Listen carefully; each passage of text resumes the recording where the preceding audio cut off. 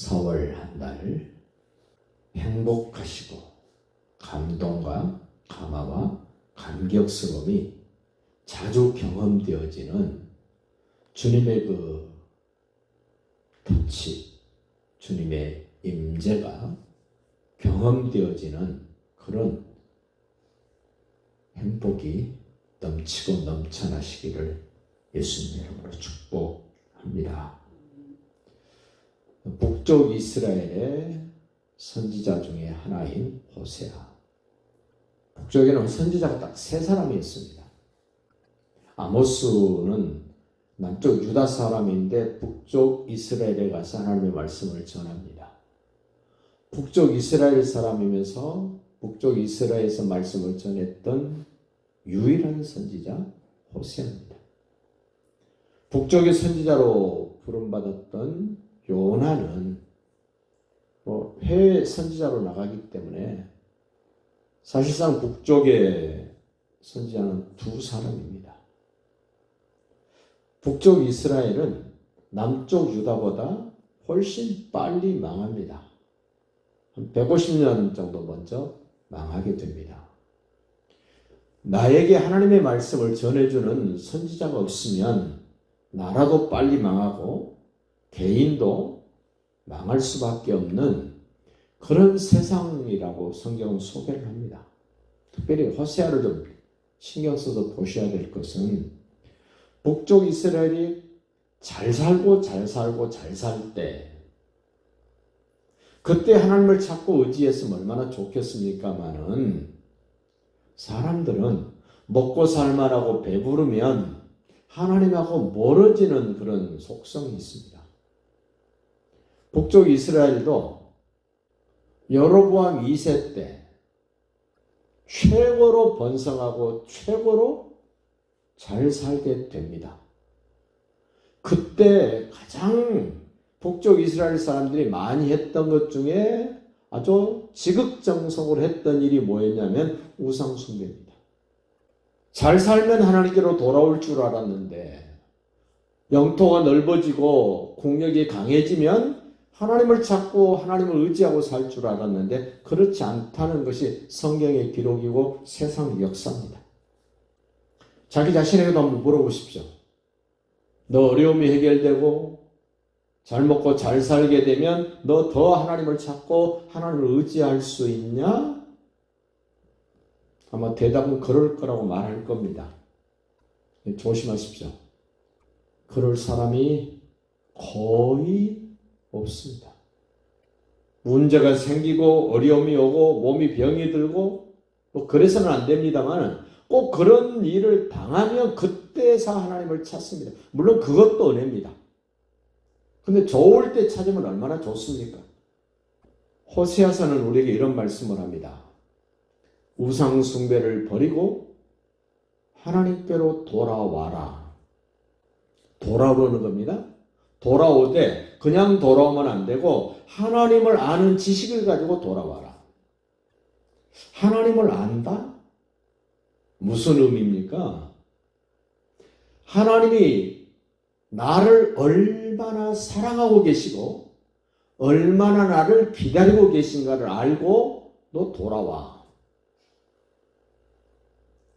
하나님이 너를 마치 에덴 동산에서 아담과 하와가 하나님의 형상대로 지어졌던 그때의 모습으로 너를 사랑하고 너를 기다리고 있어. 네가 잘못하고 죄짓고 우상 숭배한 거 괜찮아. 돌아오기만 해. 그 13장 그 6절 한번 보실까요? 호세아서 13장 6절. 그들이 먹여준 대로 배가 불렀고 배가 부르니 그들의 마음이 교만하여 이로 말미암아 나를 잊었느니라. 교만이 뭐라 그럽니까 지금? 하나님 잊어버리고 사는 거 그거 교만한 거야. 하나님 말씀 듣지 않고 자기 힘으로 사는 것 그거 교만한 거야. 더 쉽게 말씀드리면 예수 믿으라고 소개하는데 안 받아들이고 안 듣는 것, 그 교만의 대표적인 증거라는 겁니다. 일반적으로 사람들은 자기가 겸손하다고 생각합니다. 예수 믿지 않으면 성경은 그 교만하다 그럽니다. 하나님에 대해서 알려주면 건성으로 듣고 대충 듣고 그냥 흘려버리는 것, 그 교만이다 그럽니다. 그럼에도 불구하고 사람들은 자기는 굉장히 겸손하고 자기는 꽤 쓸만한 사람이라고 생각을 합니다. 근데 하나님은 여지없이 깨트려 버립니다. 너 겸손한 사람 아니야. 너 꽤 쓸만한 사람 아니야. 하나님이 나를 보실 때 뭐라 그러실까? 예수를 인정하고 받아들이는 것, 돌아온 사람의 모습입니다. 하나님이 나를 사랑하고 나를 기다리고 나를 용서하시고 기꺼이 나를 아들로 상속자로 받아주신다는 것을 알고 돌아오는 것, 그 겸손입니다. 그 14장 1절 한번 보십시오. 이스라엘아, 내 하나님 여호와께로 돌아오라. 네가 불의함으로 말미암아 엎드려졌느니라. 너는 말씀을 가지고 여호와께로 돌아와서 아뢰기를. 돌아오랍니다. 하나님을 아는 지식, 하나님의 말씀 가지고 돌아오라 그럽니다. 돌아오면 어떻게 됩니까? 4절입니다. 내가 돌아온 그들의 반역을 고치고, 하나님이 고치신답니다. 기쁘게 그들을 사랑하리니, 처음부터 사랑했던 그 사랑으로 대하시겠답니다. 나는 배신 때리고 하나님을 거역하고 떠났음에도 불구하고 하나님은 떠나지 않은 것처럼, 배신하지 않은 것처럼 받아주고 고치고 기쁘게 사랑하신답니다. 5절도 보십시오. 내가 이스라엘에게 이슬과 같으리니. 이스라엘에는요, 이슬이라는 말이 굉장히 그들에게는 와닿는 말입니다. 6개월은 비가 오고 6개월은 비가 오지 않습니다. 비가 안 올 때 그 이스라엘은 이슬 때문에 가축이, 과일나무들이 열매를 맺고 성장을 합니다. 갑자기 소낙비가 오면 감당이 안 됩니다. 바싹 말라있는 사막 같은 가나안 땅에 소낙비가 오면 급류가 돼서 그냥 도로도 끊어버리고 농작물도 다 휩쓸어 가버리는 그런 어처구니 없는 상황이 되는 것이 소낙비입니다. 근데 여기 이슬 같다는 거는요, 전혀 피해는 없고 유익만 주는 것, 이슬입니다. 하나님께 사랑 가지고 하나님을 의지하고 예수를 믿겠다고 돌아온 사람들에게는 하나님께서 그들에게서 진노가 떠났다. 진노를 잔뜩 쌓아놓는데 이제 진노 없어졌다. 그리고 돌아온 그에게는 내가 이슬같이 해주겠다. 그가 백합화같이 피겠다.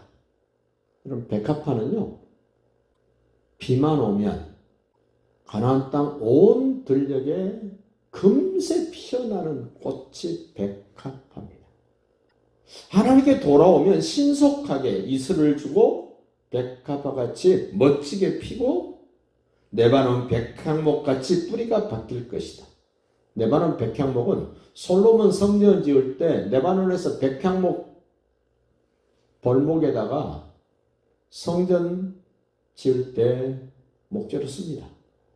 이 백향목은 심리 밖에서도 향을 느낀답니다. 여러분과 제가 예수께로 확실하게 예수는 하나님의 아들, 나의 왕이요, 나의 주인이요, 나의 모든 것이라고 인정하고 그렇게 돌아온 사람들에게는 하나님이 향기 나게 만드신답니다. 저 멀리서도 맡을 수 있도록. 그래서 바울이 고린도교회 편지 써서 보낼 때 그러죠. 너희는 예수 그리스도의 향기다. 그 6절도 보십시오. 하나님께 돌아오면 어떻게 되나 보세요. 그의 가지는 퍼지며 번성하는 겁니다.